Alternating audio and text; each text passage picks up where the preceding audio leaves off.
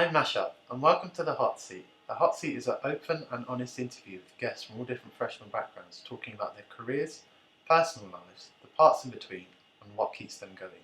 So without any further ado, my guest on this edition of the Hot Seat is English professional golfer Annabel Dimmock.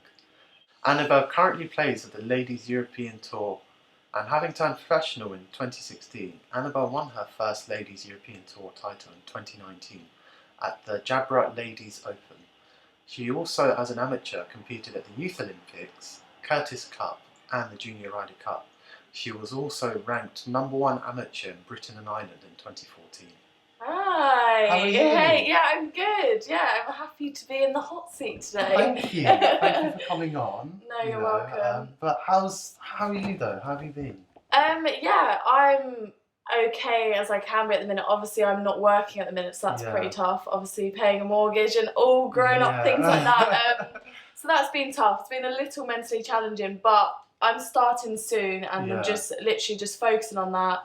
And just thinking I need to play well now this season. And how's it been for you then, as an athlete, the last few months? Obviously, we've had COVID and stuff. I think people are generally struggling. Yeah, I think it's weird for me because I'm not used to being in a country for over sort of 2 weeks. Do you know what I mean? Normally I come back in between tournaments, see my friends, go off. So like for me, I've had a lot of time. I live on my own and stuff like that, sort of in my flat on my own. It's been quite mentally challenging just being able to have all this time to like think everything through. Like normally I haven't had this much time and even been in the country this long. So it's been a bit weird for me, and I think it's going to be weird for me adjusting back to when I start up my season, then being away all the time again and not seeing family or like my best friend at home who's in my bubble all the time.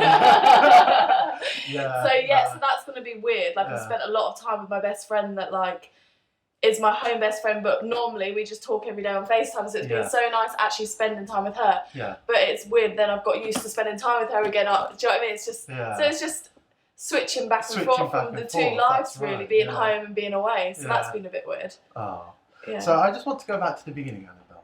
So my first question to you is, what does sport mean to you growing up? Sport to me growing up was more of like a release, something that I was good at, because I have a very intelligent sister. I have one sister, she's very intelligent, done really well at school, did all the exams. I mean, I dropped out when I was 15 years old. So I dropped out really, really young. I did a few GCSEs, but not in sort of year 11. I don't really know the ins and outs now, but so I dropped out of school young and I didn't get on well. I wasn't academic. I found it hard to focus in a classroom and things like that. So sport to me was something that made me feel good, that I wasn't inadequate, if you know what I mean, in a weird way. So I'm so thankful for that, to be honest with you. That's a great I've never really thought about it though, to be honest with you, but like now I think about it, it is. If I didn't have sport, God knows where I'd be. So going on to a little bit about your journey in golf. So how did it all start off for you with the golf? I mean, how did golf come into your life? Yeah, it's a bit of a weird sport. It's not really many young girls play golf. There's getting more now. But when I started, it was quite an uncommon sort of, a bit of a niche thing. My dad played golf, which he got me into it. And I was lucky enough to have an older sister that got both of us into it so we could play together. So it wasn't just like me playing with my dad or my dad's friends. I actually had my sister, which is why I think it's hard for girls to get into golf, because girls don't want to play with men, they want to play with people their age and things like that. So I was lucky to have her, and that's how we kind of got into it and played together and got better from that. And did you feel a bit scared sort of going into it at the time? I don't think I really thought about it much because I was so young. I was 8 years old. I don't think I really thought about it, but it was more when I hit the age of 14, 15, like staying in the sport, 13, 14, 15, where you kind of understand that, okay, I'm a little bit different here. Do you know what I mean? All my friends are going out shopping for the day on the weekends and I'm going to practice. That was a bit weird, that more, because then I was starting to like realise my life's a little bit different to theirs. But maybe a bit more the fact that sort of it's quite daunting, sort of turning up to a golf club where it's male dominant and normally they're sort of older, they're not sort of like middle-aged, I don't know. And do you think there's enough being done for women's golf today compared to what it was, I mean, a number of years ago? I mean, it's definitely changed from a number of years ago, like the equality and things like that, and sort of it being not frowned upon, but more unheard of back then. It's slowly changing. There's still a long way to go. Yeah. Sort of even with our sort of prize money, the men Yeah. get paid so much more than the girls. To the point where I understand they're going to get paid more, sponsorships more, sort of viewing figures are more. Yeah. But the separation in the actual money is a bit And how do you gross. think we can maybe tackle that? Sort of, you know, how can we sort of bring that balance in? 'Cause it's I know- very hard. Yeah. And it is slowly changing. I think the top companies are starting to sponsor girls, are starting to show girls in sport in general more. You know, we had the World Cup, I think things like that did well. The World Cup for the women's football. You know, tennis has been huge. But I think it is slowly getting there. It's kind of people waking up and saying, hey, look, these girls are good at sport. Yeah. They are, and we enjoy watching them because they're so talented. I think it's sort of a bit of a myth that us girls don't really work hard and train hard, but I assure you we do. Yeah, we definitely do now. I can tell. I mean, I'm a big sports fan myself, and you know, I see a lot of these athletes, you know, men and women, putting a lot of hard work into it. And, you know, I feel, you know, there should be a equality. Definitely. And I'm a firm believer of thank myself. you. So Yeah. So just going back to when you were growing up as well. So obviously you got a scholarship, I think, when you were 11 years old. Yeah. So did you feel at that time this was the sort I beginning think so. of something special? I think so. You know, it was a tough time. I didn't grow up in this area, and I was very lucky to get that scholarship. My dad lost his job. I don't come from an affluential family at all.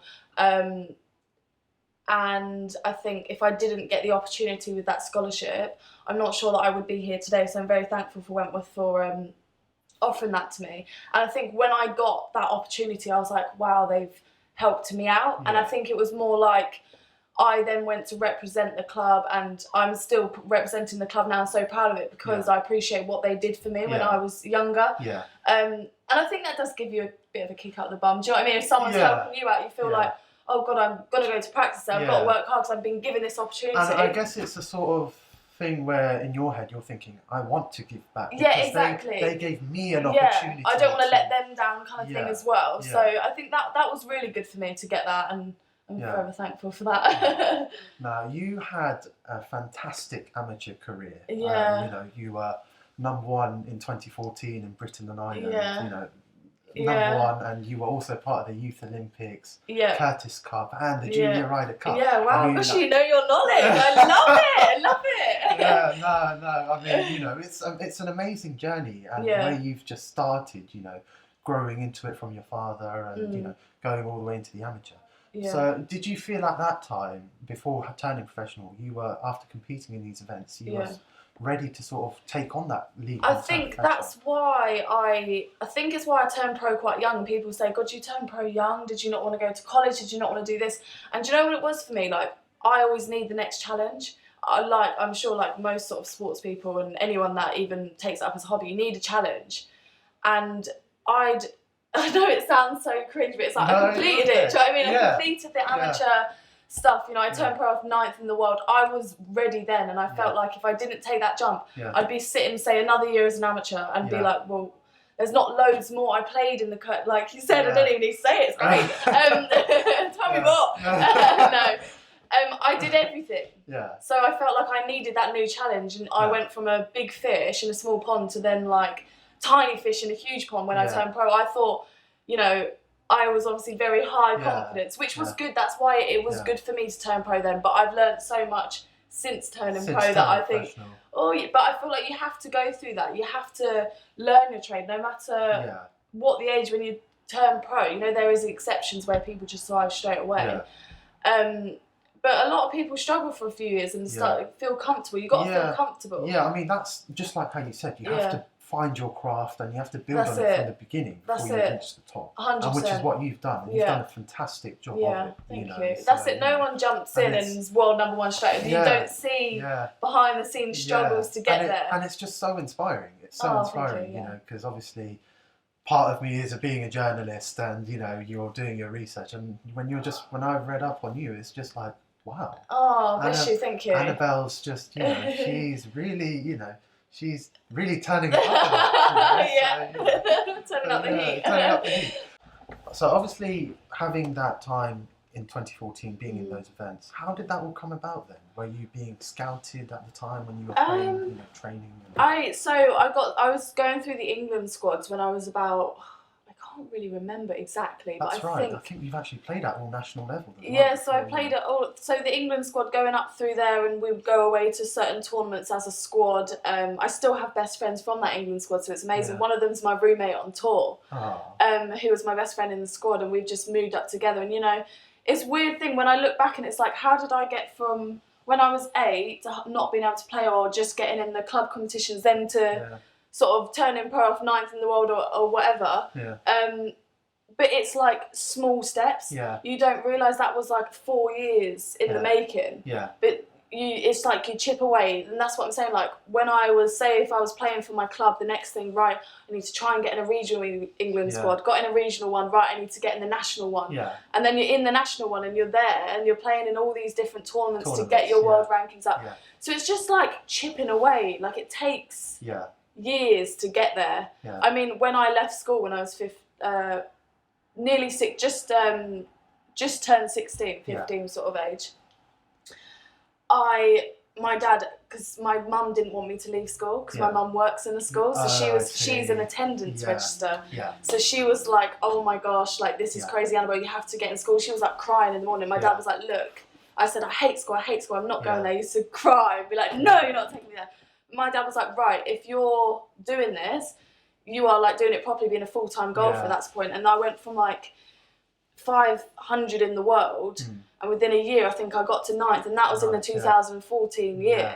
And it was just, my dad would be dropping me before work and picking me up after work, and I'd just put in the grind for a whole year, knuckle down.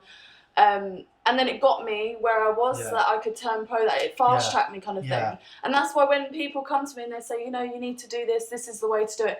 Everyone has their different ways, because if I didn't struggle at school and things like that, I may have stayed in school, gone to college, and my path might be different. Do you know what I mean? So it's weird. Yeah. It's I weird. guess, obviously, as parents, they want the best for you. Exactly, and I think from this, your parents wanted, your mum wanted you to stay and study. Yeah. And your dad wanted you, if you wanted to properly get into golf. Yeah. But I think at the end of the day, it was down to your passion, wasn't it? Exactly. And I think if I didn't show the worth ethic to my dad, he would be like, right, that's it. You're going back to school. You're not just going to the golf club and you were exposed to it at such a young age as well. Yeah. You were 8 years old when you started. Exactly. So it was a long, like, oh my God, golf's been my life. It's so weird when I think about it. And was there any other sport you wanted to get into, obviously, before getting into golf? Do you know what? I played football to quite a high standard. Yeah. I played football for QPR, and I quit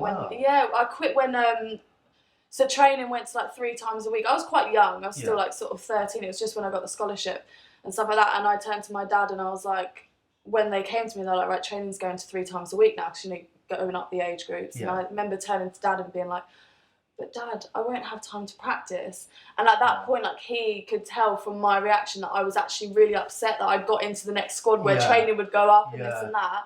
So at that point, he was like, right, well, what do you want to do? You can't, when you get to a certain stage, it's hard to juggle all these different sports, especially when you're putting all your time in it. So then I committed to golf from there and stopped playing other sports. And what made you stop playing football?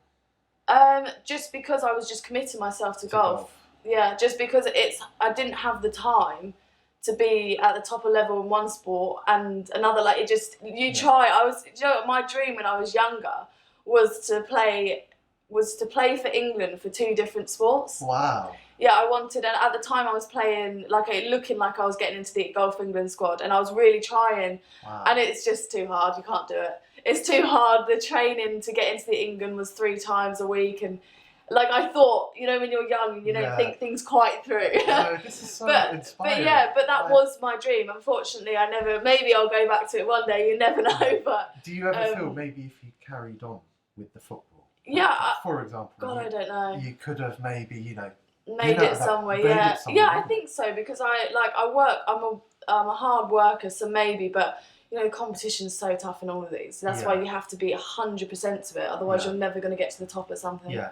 So And who was your biggest inspiration growing up then? God, that's so weird, because I have different ones, like not actually golfers. Someone like Serena Williams was like a major inspiration. Like Superwoman, isn't she? Yeah, I think I'd say someone like Serena Williams, but also like smaller ones. Like my first golf coach was a major inspiration, and he did so well with my golf. Probably my dad. Yeah. Just from him, sort of, he's a really hard-working guy as well.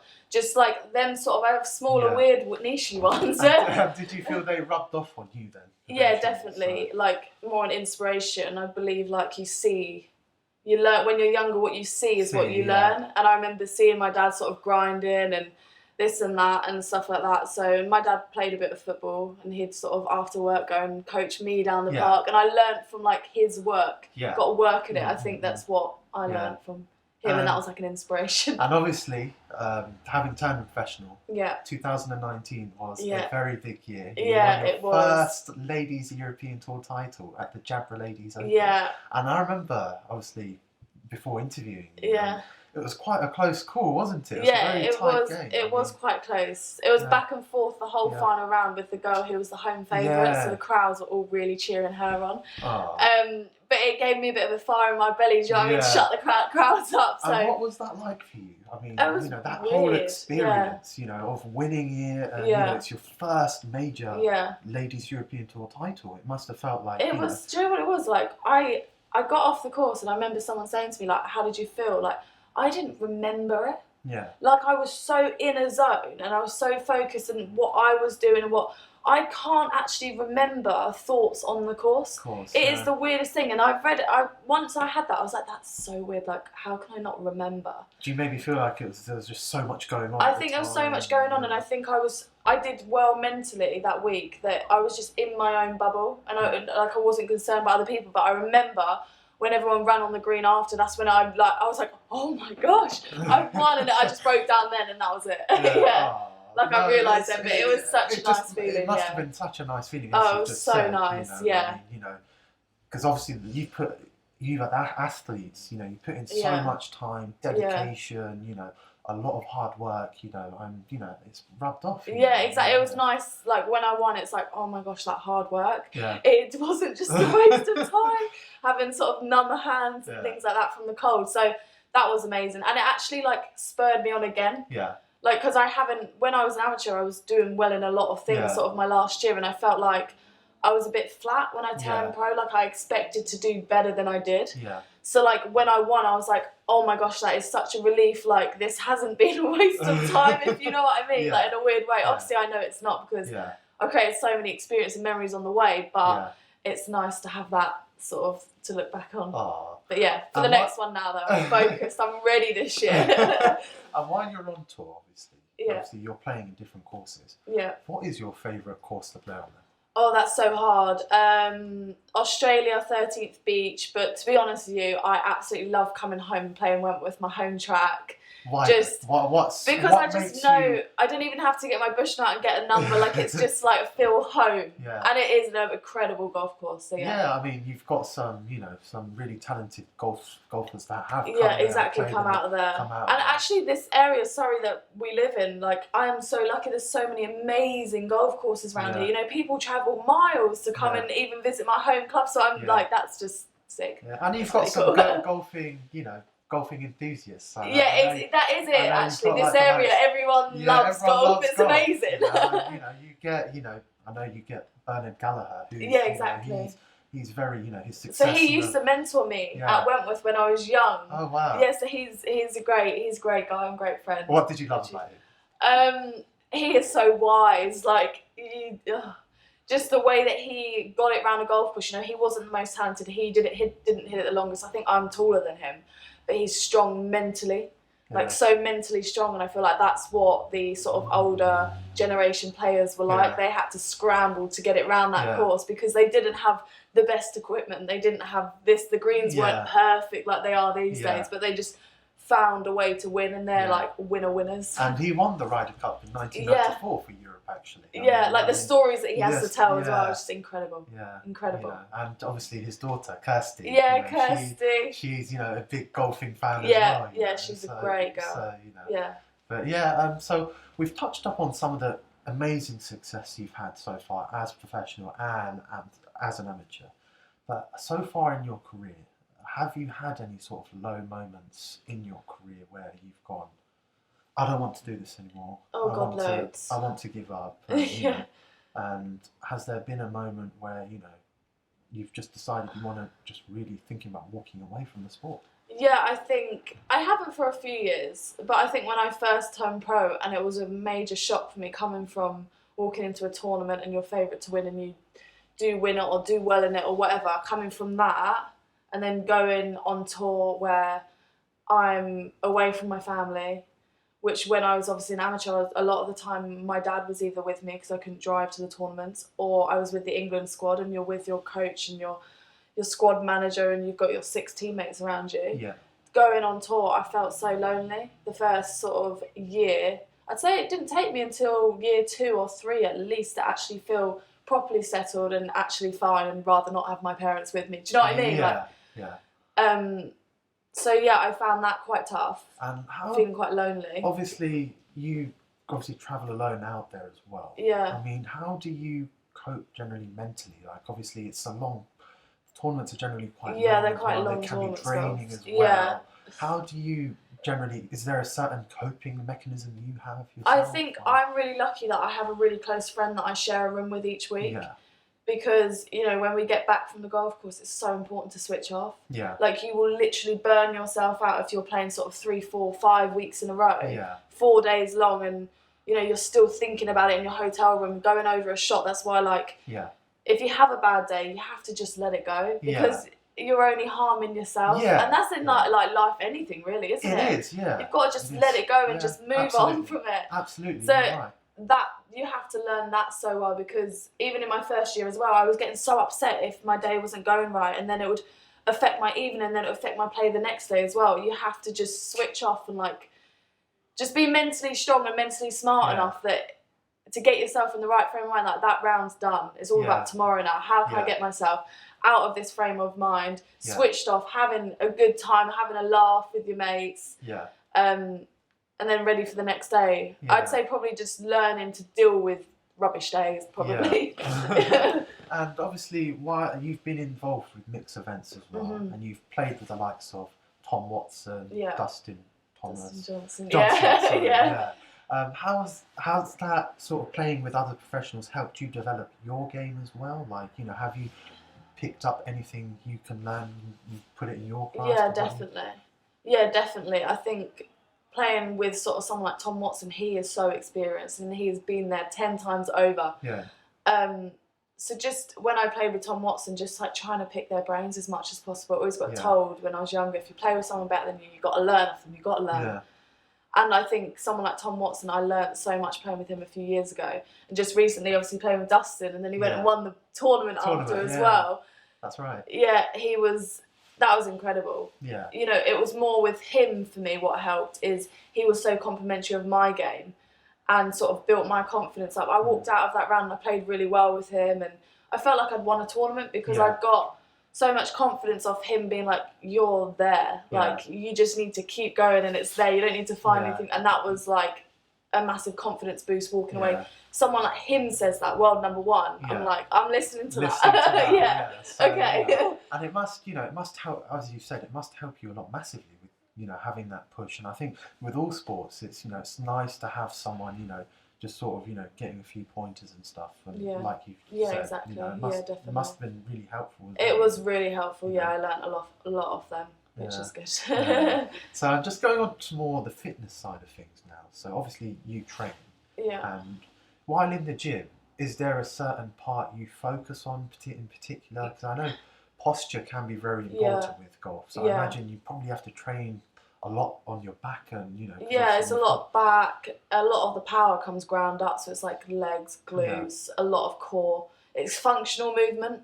So like side to side needs to be quite strong because obviously we need to turn as quickly as possible that way.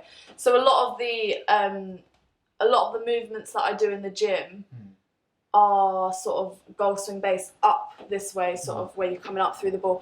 And my personal trainer is sort of golf specific. So I think that's key. If anyone was getting into a sport, I reckon if they're training in the gym, it needs to be specific. You Yeah. don't just want to be Yeah. wasting your time when you can get more out of a training Yeah. session than you Yeah. could personally. So I've always said, like, I go to a golf-specific trainer, and I've been with him for years now, and he's amazing. He's travelled on tour with players, so he gets the whole being on tour as well, and being away in a hotel trying to train and things like that. And do you do a lot of weight training and stuff like Yeah, that? quite a bit. Do you mix it up in the winter more? Yeah. Not at the minute. I'm not doing loads and loads, obviously, because I don't want to do weight training. I'm not training with my trainer, which is hard. Yeah. We've done a few sessions sort of outside, but it's very limited. Yeah. But I haven't been doing that much weights because I don't want to injure myself on my own. Yeah. I generally tend to do a lot of weight training with my trainer, where he Yeah. can keep an eye on my technique and things like that, because I can't afford to get an injury. Yeah. But in the winter, I do a lot of heavy weights, probably like 3 times a week weight training. Yeah. And is there a sort of nutritional diet plan you follow as well? Yeah. Kind of. Because obviously, I think some people might see on TV, it looks easy, it's golf. You know, Yeah. But really, there's a lot to it. No, there is, yeah. You know. There is.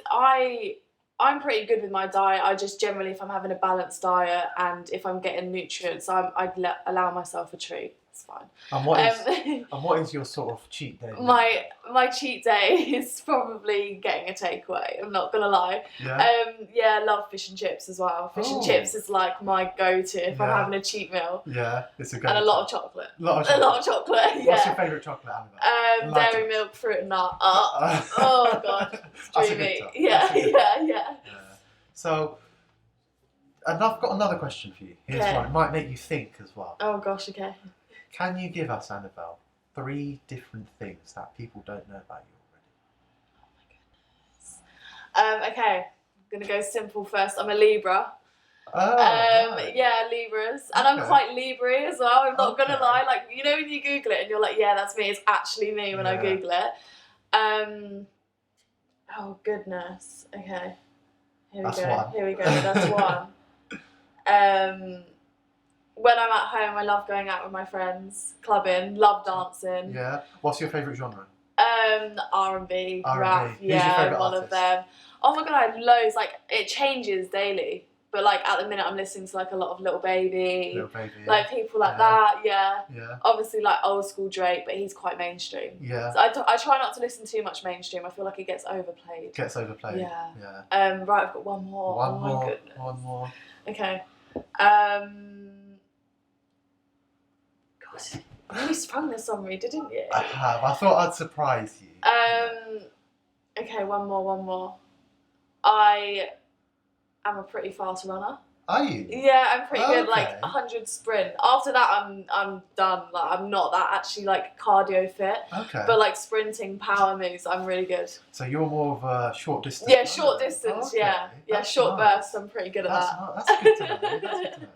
Yeah, they're so boring facts. I'm very sorry. No, there's so much going on in my life, really, at the minute to say. No, I feel like, I've learned so much, Yeah, it's amazing. Oh, no. And how do you like to switch off then, outside of golf? What do you like to do in your spare time? Love walking my dog, seeing my friends and family. That's literally all I do, because when I have any spare minute, I just want to be with them. So I'm away so much. I miss them so much when I'm on tour that I feel guilty. I feel guilty to myself. Do you know what I mean? If anything happened, that every minute that I can spend with a friend or family, that's what I tend to do when I'm home. So yeah. And just one final question, Annabel. Yeah. So obviously in a time like this, I feel it's really important. And if there's one message you could give to your fans or someone listening or someone following you, what would it be?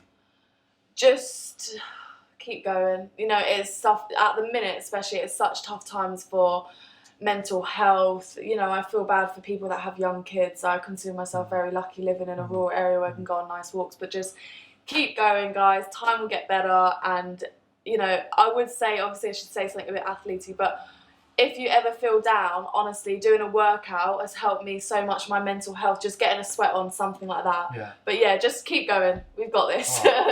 Annabel, it's been amazing. Oh, bless you. Thank you for so having me. much. It's been amazing hearing your journey and listening to all the stories. Oh, bless you. Thank you. No, thank you for having me. And I wish you all the well. Wish you well going forward in your career. Thank you so much. And thank you guys for tuning in. I really appreciate it. I'd also really appreciate it if you could like, share, and subscribe. Thank you.